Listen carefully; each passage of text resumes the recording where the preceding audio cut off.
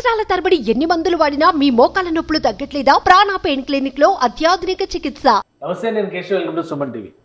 ఆంధ్రప్రదేశ్లో ఎన్నికల ఫలితాలు ఎవరికి అనుకూలంగా రాబోతున్నాయి, అలానే కొత్త ప్రభుత్వం ఎవరు ఏర్పాటు చేయబోతున్నారు, ఈ అంశం పైన దేశవ్యాప్తంగా ఉత్కంఠ నెలకొని ఉన్నటువంటి పరిస్థితి. అలానే అనేక సర్వేలు వస్తున్నాయి, ఎవరి అభిప్రాయాలు వాళ్ళు చెప్తున్నారు. ఇక రాజకీయ పార్టీలు ఎవరికి వారే ధీమా వ్యక్తం చేస్తున్నారు. వాస్తవానికి గ్రౌండ్ రిపోర్ట్ ఏ విధంగా ఉంది? గత ఎన్నికల అంచనాలతో పోల్చి చూసినప్పుడు కేకే సర్వే సంస్థ ఇచ్చినటువంటి డేటా కొంతవరకు యాక్యురేట్గా వచ్చింది అనేటువంటి అభిప్రాయం. అలానే ఆ సంస్థ ఇచ్చినటువంటి డేటా ఇప్పుడు ఉన్నటువంటి పరిస్థితుల్లో ప్రీ పోల్ సర్వేలో ఏ విధంగా ఉంది? ముఖ్యంగా జిల్లాల వారీగా ఏ జిల్లాలో ఎవరికి పట్టుంది, కూటమికి ఉన్నటువంటి గెలుపు అవకాశాలు ఏంటి, వైఎస్ఆర్సీపీ వేసుకున్నటువంటి అంచనాలు ఏంటి, ఈ అంశాలను విశ్లేషించేటువంటి ప్రయత్నం చేస్తుంది సుమన్ టీవీ. అందులో భాగంగానే కేకే మనతో ఉన్నారు. కేకేతో మాట్లాడదాం. కేకే సర్వీస్ ఫౌండర్ కేకే గారు, నమస్కారం. నమస్తే అండి. ఈస్ట్ గోదావరి జిల్లా, ఉమ్మడి తూర్పు గోదావరి జిల్లా గురించి మాట్లాడాల్సి వస్తే, అంటే దానిలో కూడా కొంత డీటెయిల్గా మనం చెప్పాల్సి వస్తే మీరు ఏమంటారు? మొత్తం 19 నియోజకవర్గాలు ఉన్నాయి. సో ఎవరెవరు కంటెస్ట్ చేస్తున్నారనేది మనం చూద్దాం. ఓవరాల్గా ఈ జిల్లా రిపోర్ట్ కేకే సర్వేస్ ఏం అంటే మనం ఉమ్మడి మాట్లాడుకుంటున్నాం కాబట్టి సార్, ఉమ్మడి తూర్పుగోదావరి జిల్లా గురించి అంటే 19 నియోజకవర్గాలు ఉమ్మడిలో వస్తాయి కాబట్టి ఓవరాల్గా రాష్ట్ర వ్యాప్తంగా ఏదైనా జిల్లా గురించి క్యూరియాసిటీ ఎక్కువ ఉంటుంది, లేదా జనసేన కూటమి బలంగా కాంబినేషన్ వర్కౌట్ అవుతుందని, లేదా వర్కౌట్ అవ్వకుండా చేయాలని వైఎస్ఆర్సీపీ కానీ టోటల్గా మొత్తం అన్ని పార్టీలు కలిసికట్టుగా పనిచేసిన జిల్లా, ఇంట్రెస్ట్ ఉన్న జిల్లా ఏదంటే ఉమ్మడి జిల్లానే సార్.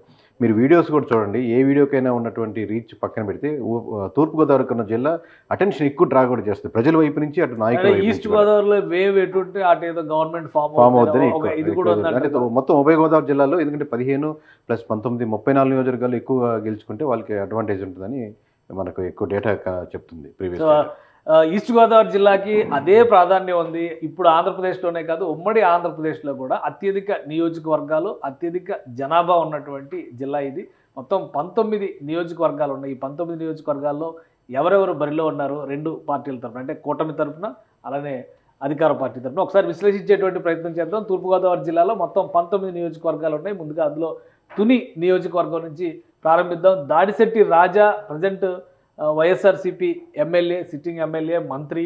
సో ఇప్పుడు ఆయన మళ్ళీ తుని నియోజకవర్గం నుంచే బరిలో నిలుస్తున్నారు. అలానే యనమల దివ్య తెలుగుదేశం పార్టీ అభ్యర్థిగా కూటమి తరపున బరిలో నిలుస్తున్నారు. వాస్తవానికి తుని నియోజకవర్గం యనమల ఫ్యామిలీకి కంచుకోట అనే అభిప్రాయం ఉండేది. అయితే గత 2 ఎన్నికల్లో యనమల ఫ్యామిలీ ఇక్కడ ఓటమి పాలైనటువంటి పరిస్థితి. యనమల రామకృష్ణుడు ఇక్కడ నుంచి రిప్రజెంట్ చేశారు. గత 2 ఎన్నికల్లోనూ ఆయన సోదరుడు యనమల కృష్ణుడు పోటీ చేసి ఓటమి పాలైన పరిస్థితి. ఇప్పుడు ఆయనకి టికెట్ ఇవ్వలేదు కాబట్టి నెక్స్ట్ జనరేషన్ లీడర్షిప్ యనమల దివ్య రామకృష్ణుడు గారి కూతురికి టికెట్ ఇచ్చారు.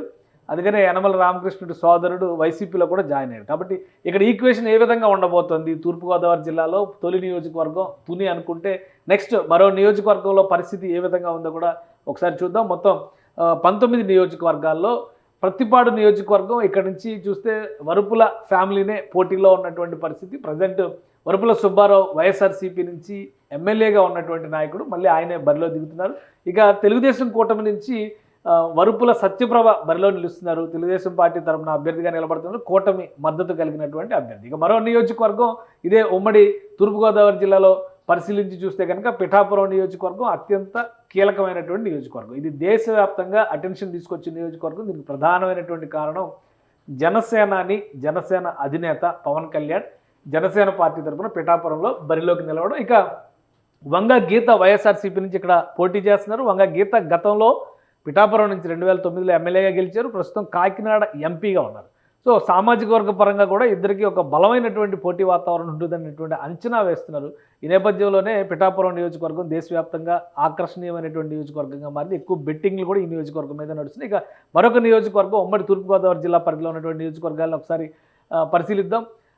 అనపర్తి నియోజకవర్గం. ఈ నియోజకవర్గం ఉమ్మడి అభ్యర్థిగా మిత్రపక్షం బీజేపీకి వెళ్ళినటువంటి నియోజకవర్గం ఇది. ఇక్కడ చివరి నిమిషం వరకు నాటకీయ పరిణామాలు జరిగినాయి. నల్లమిల్లి రామకృష్ణారెడ్డి ఫైనల్గా తెలుగుదేశం నేత, ఆయన బీజేపీలో చేరి బీజేపీ గుర్తు మీద అనపర్తి నుంచి బరిలో ఉన్నారు. అంతకుముందర శివకృష్ణరాజుకి ఇచ్చారు బీజేపీ అభ్యర్థిగా, తర్వాత ఉపసంహరించుకున్నారు. ఇక doctor Suryanarayana Reddy sitting MLA, YSRCP నాయకుడిగా ఆయన ఉన్నారు. ఇక మరొక నియోజకవర్గం మనం చూస్తే కనుక కాకినాడ అర్బన్ నియోజకవర్గం, రాష్ట్ర వ్యాప్తంగా ఆసక్తి ఉన్నటువంటి నియోజకవర్గం. ఇక్కడ నుంచి ద్వారంపూడి చంద్రశేఖర్ రెడ్డి వైఎస్ఆర్సీపీ నుంచి సిట్టింగ్ ఎమ్మెల్యేగా ఉన్నటువంటి నాయకుడు. అయితే పవన్ కళ్యాణ్ వర్సెస్ ద్వారంపూడి చంద్రశేఖర్ రెడ్డి ఇష్యూ వచ్చిన ప్రతిసారి కూడా హైలైట్స్లో నిలిచినటువంటి నియోజకవర్గం. ఇక్కడ నుంచి తెలుగుదేశం పార్టీ అభ్యర్థిగా వనమాడి వెంకటేశ్వరరావు పోటీ చేస్తున్నారు. కొండబాబు అంటారు ఈయన్ని. ఆయన తెలుగుదేశం పార్టీ నుంచి కూటమి అభ్యర్థిగా బరిలో నిలుస్తున్నారు. ఇది అర్బన్ నియోజకవర్గంలో ఉన్నటువంటి ఫ్యాక్టర్. ఇక మరొక నియోజకవర్గం పరిస్థితి కూడా చూద్దాం.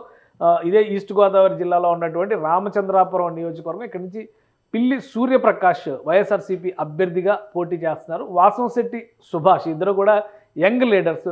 పిల్లి సుభాష్ చంద్రబోస్ ఫ్యామిలీ నుంచి నెక్స్ట్ జనరేషన్ లీడర్గా సూర్యప్రకాష్ బరిలో నిలుస్తున్నారు. ఇక్కడ యాక్చువల్గా అయితే సిట్టింగ్ ఎమ్మెల్యేగా ఉన్నటువంటి వ్యక్తిని ఆయన నియోజకవర్గాన్ని మార్చారు. వాసంశెట్టి సుభాష్ తెలుగుదేశం పార్టీ అభ్యర్థిగా ఇక్కడ బరిలో నిలుస్తారు. ఇది రామచంద్రాపురం రికార్డ్ అయితే నెక్స్ట్ నియోజకవర్గాన్ని కూడా మనం చూద్దాం.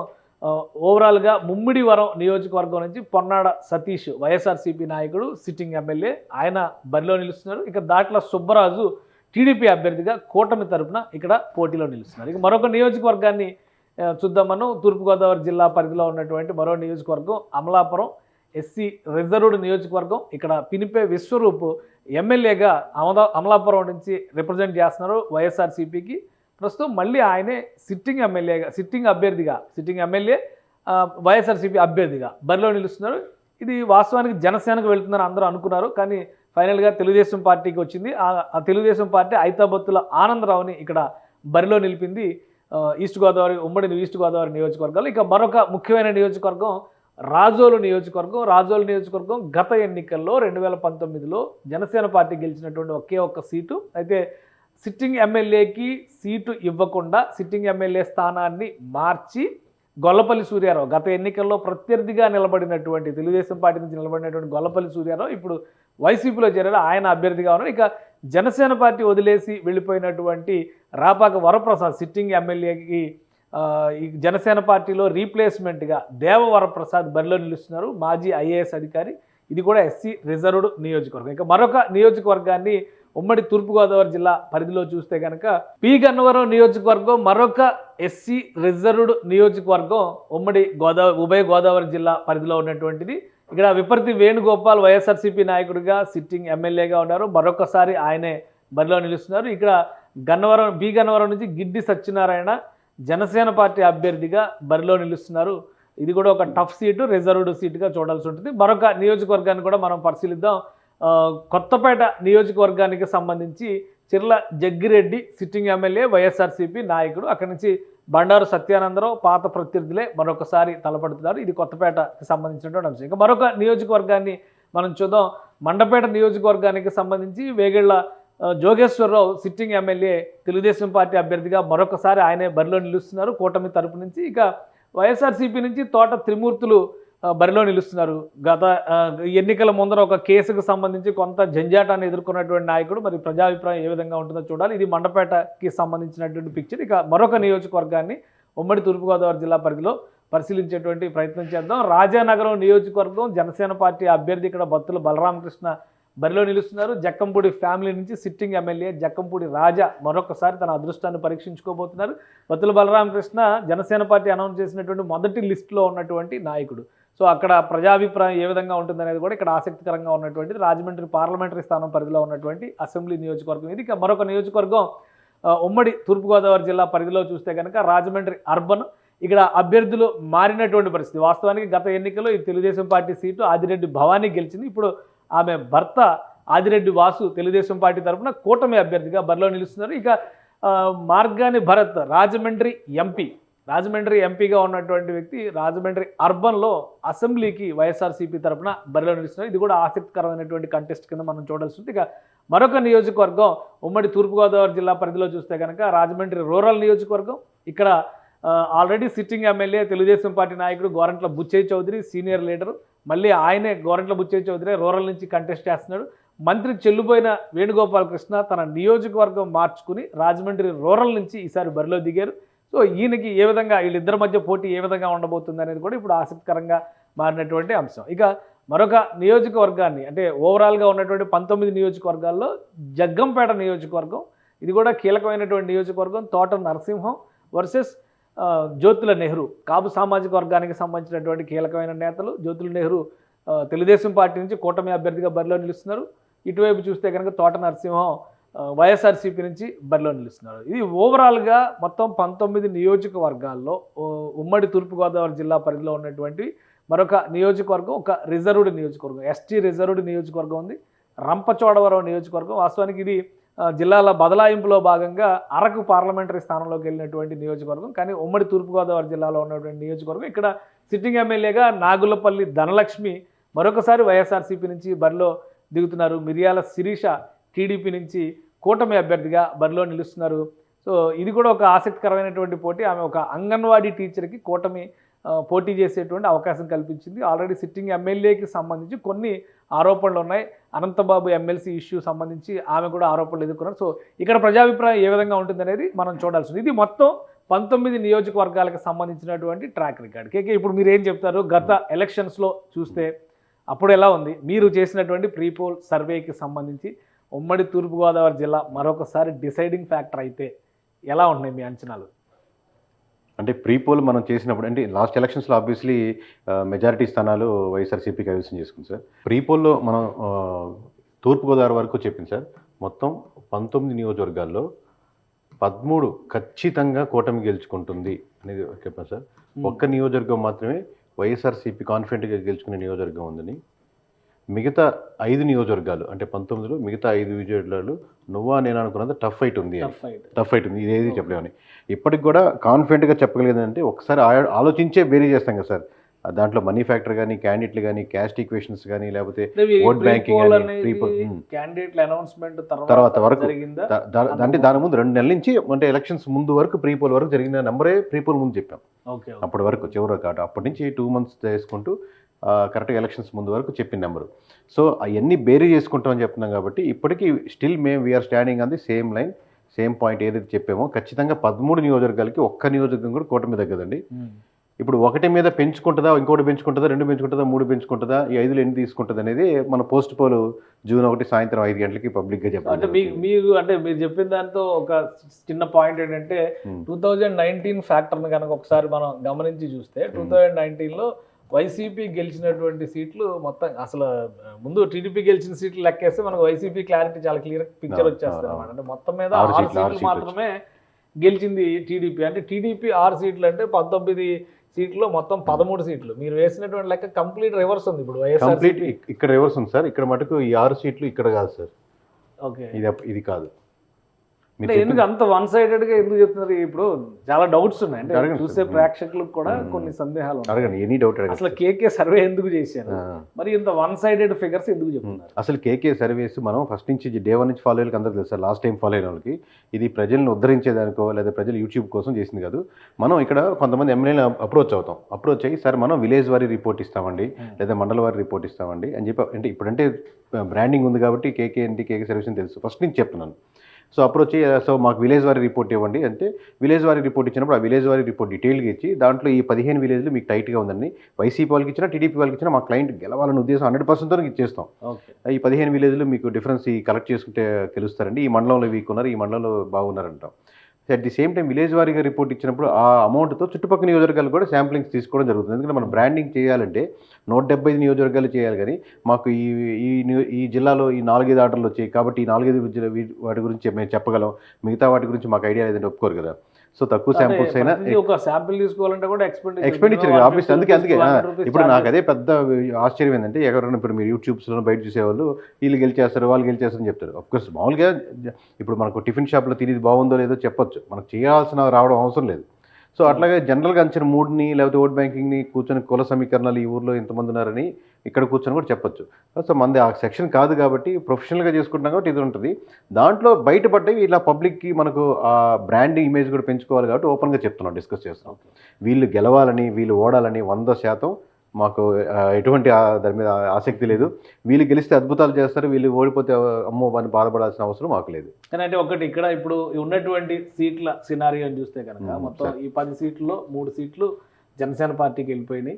ఇక్కడ చూస్తే ఇందులో ఉన్నటువంటి 9 సీట్లలో జనసేన పార్టీకి 3 సీట్లే, మరొక 3 సీట్లు జనసేన పార్టీకి వెళ్ళినట్లు లెక్క. అంటే జనసేన ప్లస్ బీజేపీ కలుపుకొని చూస్తే కనుక మనకి అంటే మొత్తం 6 సీట్లు. మీరు చెప్పిన లెక్క ప్రకారం చూస్తే కూడా 19 సీట్లో 6 సీట్లు మిత్రపక్షాలకు ఇచ్చేసింది తెలుగుదేశం పార్టీ. అంటే 13 సీట్లో తెలుగుదేశం పార్టీ కంటెస్ట్ చేస్తుంది. తెలుగుదేశం పార్టీ కంటెస్ట్ చేస్తున్న 13 సీట్లు గెలిచేస్తుంది అనేటువంటి అభిప్రాయం. నేను చెప్పిన 13 సీట్లు కూటమికే సార్. కూటమి ఓవరాల్ టీడీపీ అనే సీట్. జనసేన 5 సీట్లలో పోటీ చేస్తుంది, బీజేపీ 1 సీట్లో పోటీ చేస్తుంది. అప్పుడు అలాంటప్పుడు ఈ లెక్కలు అంటే ఓటు ట్రాన్స్ఫర్మేషన్ అనేది ప్రాపర్గా జరగలేదు. పైగా ఇప్పుడు మీరు చెప్పిన లెక్క చూస్తే కనుక ఒకే ఒక నియోజకవర్గం అనపర్తిని ఒక ఉదాహరణగా తీసుకొని చూద్దాం. చివరి నిమిషం వరకు అభ్యర్థి ఎవరు, ఏ పార్టీకి ఆ సీట్ వెళ్తుంది అనేటువంటి దాని క్లారిటీ లేదు. ఇప్పుడు ఫస్ట్ సపోజ్ ఇక్కడ టీడీపీ పోటీ చేస్తుంది సార్. ఓకే, మనం ఓపెన్గా కూడా ఇంతకుముందు డిస్కస్ చేసాం. ఇప్పుడు ఈ కన్ఫర్మ్ సీట్లు లెట్స్ అజ్యూమ్ ఇది ఒకటి తీసుకుందాం అనుకోండి సార్. ఇక్కడ అలా అని చెప్పి అట్ ది సేమ్ టైం ఇక్కడ టీడీపీ పోటీ చేస్తుందా, బీజేపీ పోటీ చేస్తుందా? మినిస్టర్ ఆల్రెడీ చాలా స్ట్రాంగ్ పర్సన్ అనేటువంటి అభిప్రాయం ఉంది. కాన్స్టిట్యున్సీలో యనమల ఫ్యామిలీ వీక్ అయింది, ఎందుకంటే యనమల కృష్ణుడు బయటకు వచ్చేసాడు. సో నిన్న మొన్నటి వరకు అసలు యనమల రామకృష్ణ ఉన్నదే ఆయన అనేటువంటి అభిప్రాయం. స్ట్రాంగ్ నెట్వర్క్ ఉంది మామూలుగా ఆయన ఓట్ బ్యాంక్ టర్న్ చేసుకోవడం కానీ, ఫ్యామిలీ నుంచి వాళ్ళు వస్తున్నారు కాబట్టి ఎప్పటి నుంచో.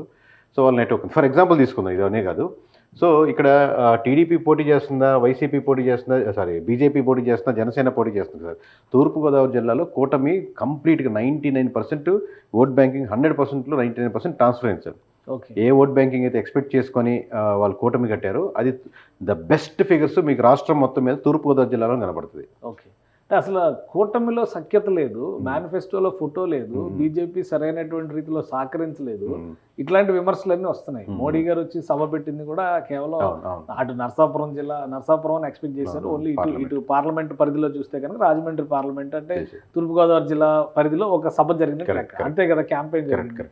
సో ఇంత పర్ఫెక్ట్ గా ఓట్ ట్రాన్స్ఫర్ అయింది మనం చెప్పడానికి క్లారిటీ ఏంటి, ఏముంది? ఒకటి సార్, మేము మాకు క్లారిటీ ఏంటంటే విలేజ్ వారీగా తీసుకుంటుంటాం కదా సార్. ఓవరాల్గా విలేజ్ వారీగా తీసుకున్నప్పుడు మళ్ళీ మన పోస్ట్ పోల్ మెయిన్ జరిగినప్పుడు ప్రీ పోల్కి పోస్ట్ పోల్కి మారిందని ఎలా చేస్తామంటే మండలంలో 2 విలేజ్ తీసుకుంటాం.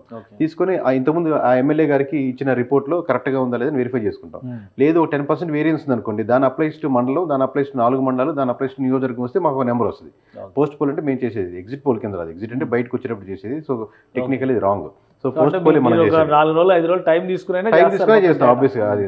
సో ఆ విధంగా చుట్టుపక్కల నియోజకవర్గాలు మనం చేసినాయి, దాని ఈక్వేషన్స్గా ఉన్న నియోజకవర్గాలు తక్కువ శాంపుల్స్లో టైట్ ఫైట్లో ఉన్నాయి చేసుకుంటూ వెళ్తున్నాం. సో ఇలా బయటపడుతుంది. కాదు జనాలకు అర్థమయ్యేటట్టు లాంగ్వేజ్లో చెప్పాలి అంటే ఓవరాల్ కూటమి గెలుపు ఇక్కడ జగన్మోహన్ రెడ్డి గారు కూటమికి అందిస్తున్నటువంటి గెలుపు ఓవరాల్గా. అంటే ఏ ఫ్యాక్టర్ మార్చినా మిస్టేక్స్ వల్ల ఇప్పుడు లాస్ట్ టైము కూడా ఒక ఆబ్వియస్లీ కూటమి అంటే టీడీపీ వద్దనుకున్న ఫ్యాక్టర్ ఉంది. But at the same time 50% Jaganmohan Reddy గారు కూడా ఒక ఛాన్స్ ఇద్దామని ఒక ఫ్యాక్టర్ 50% అటు ఇటు బ్యాలెన్స్డ్ ఫ్యాక్టర్. అంటే మీరు ఈ నెంబర్స్ని అర్థమెటిక్లో డివైడ్ చేస్తే మాకు నెంబర్స్లో బ్యాలెన్స్ కనబడుతుంది. ఎమోషనల్ని మనం అర్థమెటిక్లో కన్వర్ట్ చేసుకోవాలి కాబట్టి డేటా సైన్స్లో. ఇప్పుడు వచ్చేసరికి మనం చంద్రబాబు కూడా ఒక ఛాన్స్ ఇవ్వాలి అన్న ఛాన్స్ కాదు, ఎక్కువ నో అనుకునే ఛాన్సెస్ ఎక్కువ పడుతున్నాయి. దట్ డజంట్ మీన్ దట్ అట్లనే వైఎస్ఆర్సీపీకి లేవని కాదు. 40%, 30% ఖచ్చితంగా మాకు వైఎస్ఆర్సీపీ కావాలనుకునే వ్యక్తులు కూడా ఉన్నారు. బట్ ఈ మెజారిటీ మీకు 50 నుంచి 60కి వెళ్ళిపోయినప్పుడు ఇలాంటి జిల్లాల్లో అందులో కాపు ఓట్ బ్యాంకింగ్ బలంగా ఉన్నప్పుడు ఇంకా ఎక్కువ ఫ్యాక్టర్స్ దాని మీద. అంటే ఆ యాంగిల్లో చూస్తే ఇక్కడ పిఠాపురంలో పవన్ కళ్యాణ్ పోటీ చేయడం అనేది ఈస్ట్ గోదావరి జిల్లాలో ఒక బలమైనటువంటి చేంజ్ కి, లేదంటే మీరు చెప్పినటువంటి నంబర్ కి 13 అని చెప్తున్నారు మీరు కదా, 13 కూటమికి కన్ఫర్మ్ గా వస్తాయి. కన్ఫర్మ్ ఒక్క సీటు కూడా 10,000 మెజారిటీ అని ఒక లెక్క చెప్పారు. అట్లాంటి మెజారిటీ సీట్లే సార్. మీకు ఇంకా మెజారిటీ గురించి అడుగుతున్నారు కాబట్టి సార్, జగన్మోహన్ రెడ్డి మెజారిటీ కంటే కూడా రాష్ట్ర వ్యాప్తంగా దాదాపుగా 10 నియోజకవర్గాల్లో మెజారిటీ కూటమికి ఎక్కువ ఉంటాయి. అంటే మెజారిటీ గురించి పాయింట్ వచ్చింది. జగన్మోహన్ రెడ్డి మెజారిటీ మీ నెంబర్ తీసుకుంటారు, ఆయనకంటే 10 మంది మెజారిటీలు ఎక్కువ ఉండేవాళ్ళు ఉంటారు మినిమం. పవన్ కళ్యాణ్ పరిస్థితి ఏంటి? అదే ఇంకా డిస్కస్ చేసుకోవాల్సిన అవసరం లేదు సార్ మామూలుగా. కాకపోతే మేము పబ్లిక్గా ఇంకా చెప్పడం కుదరట్లేదు. కాదు మినిమం నెంబర్ చెప్పుకుంటాం కాబట్టి మినిమం 30,000 చెప్తున్నాం సార్. ఓకే, సో అంటే ఈ ఫ్యాక్టర్ మిగతా ఈ జిల్లాలో ఉన్నటువంటి 10 నియోజకవర్గాలు లేదా 19 నియోజకవర్గాలు లేదా పార్లమెంటరీ పరిధిలో ఉన్నటువంటి 7 నియోజకవర్గాల్లో ఉంటుంది. మా జిల్లా 100% ఉంటుంది. మేము ఇంకా ఇనిషియల్గా వాళ్ళు ఎవరైనా అడిగినా మేము సజెస్ట్ చేసింది అంటే యాక్చువల్లీ భీమవరమే సజెస్ట్ చేశాం సార్. ఇనిషియల్గా మా సజెషన్ ఏంటంటే ఏది కరెక్ట్ రైట్ సీట్ అంటే, ఎందుకంటే వేరే సామాజిక వర్గాలు బలంగా ఉన్న నియోజకవర్గాలు, రాజులు కానీ క్షత్రియులు వేరే ఉన్నటువంటి దాంట్లోకి వెళ్తే మీరు ఆ ఫ్యాక్టర్స్ ఇంకా వేరే నియోజకవర్గాలకి ఎఫెక్ట్ పడుతుంది. ఆల్రెడీ మీ ఓట్ బ్యాంకింగ్ మీకే ఉన్నప్పుడు మన వాళ్ళతో కూర్చుంటున్నాం కదా, వాళ్ళతో కాకుండా ఇప్పుడు మనం వేరే వాళ్ళతో కమ్యూనికేట్ అయితే అడ్వాంటేజ్ ఉన్నట్టు అయింది. బట్ పిఠాపురం ఇంకా సేఫ్ జోన్, అంటే ఆయన తిరగడానికి వేరే దగ్గర తిరుగుతుంటారు, అక్కడ టైం ఎక్కువ స్పెండ్ చేయలేరు కాబట్టి అది ఎంచుకున్నారు. But Pithapuram obviously safe zone sir. So మీరు ఫైనల్గా అంటే ఇప్పుడు ఈ 13 నియోజకవర్గాలు అనేటువంటి ఫ్యాక్టర్ అంతా కూడా ప్రీపోల్లో వచ్చినటువంటిది. Pre poll post poll consider చేసుకొని చెప్తున్నాం సార్. బట్ పోస్ట్ పోల్ అనేది పోస్ట్ పోల్ అదే పోస్ట్ పోల్లో లేదా ఈ ఓటింగ్ డే రోజు జరిగినటువంటి పరిణామాలు వీటన్నిటిని దృష్టిలో పెట్టుకొని చూస్తే ఫైనల్ నంబరు స్టిల్ అదే ఉందా మీరు చెప్తున్నటువంటి? 100% ఒక్క స్టెప్ కూడా తగ్గేది లేదు సార్ 13లో. మీకు మొత్తం 19లో సార్ ఇక్కడ రాస్తుందండి 19లో ఇప్పుడు మనం 13 అన్నాం.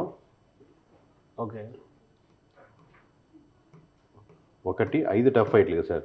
ఈ 5లో 1 గెలుచుకుంటుందా 2 గెలుచుకుంటుందా అంతే సార్ డిస్కషన్. ఓకే మహా అంటే ఇంకోటి పోనీ అది కూడా అసలు ఇప్పుడు వేవ్ ఉందా రాష్ట్రంలో? ఒక వేవ్ క్లారిటీ వేవ్ లేదు సార్. కానీ మీకు ఎవరికైనా అర్థం కావాల్సింది ఏంటంటే ఇన్ని సీట్లు చెప్తున్నారు, వేవ్ లేకుండా ఎలా ఉంటుంది? వేవ్ అంటే ఇప్పుడు యాంటీ కూడా ఒక వేవ్ సార్, ఒక వద్దనుకునేది కూడా ఒక వేవ్.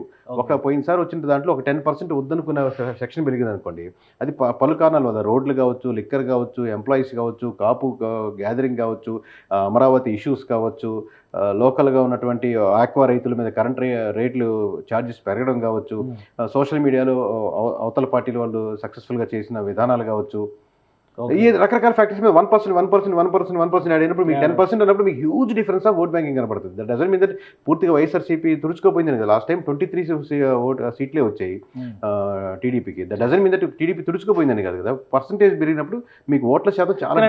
ఇక్కడ వచ్చే డౌట్ ఏంటంటే ఎక్కడ వేవ్ లేదంటున్నారు, కూటమిలో సఖ్యత లేదంటున్నారు, మొత్తం అన్ని కలిపి మళ్ళీ లెక్క చెప్పేటప్పటికి వచ్చేసరికి మీరు చెప్తున్న ఫిగర్స్ చాలా హెవీగా కనిపిస్తుంది. 100% సార్. అది స్వీపింగ్ మోడ్ లో కనిపిస్తుంది. ఇప్పుడు ఈస్ట్ గోదావరిలో వెస్ట్ గోదావరిలో కలిపి స్వీప్ చేస్తే government form east Godavari almost sweep లెక్క చెప్తున్నారు. ఈస్ట్ గోదావరి వెస్ట్ గోదావరి రెండు కలిపిన సింగిల్ డిజిట్ దాటదు సార్ వైఎస్ఆర్సీపీ.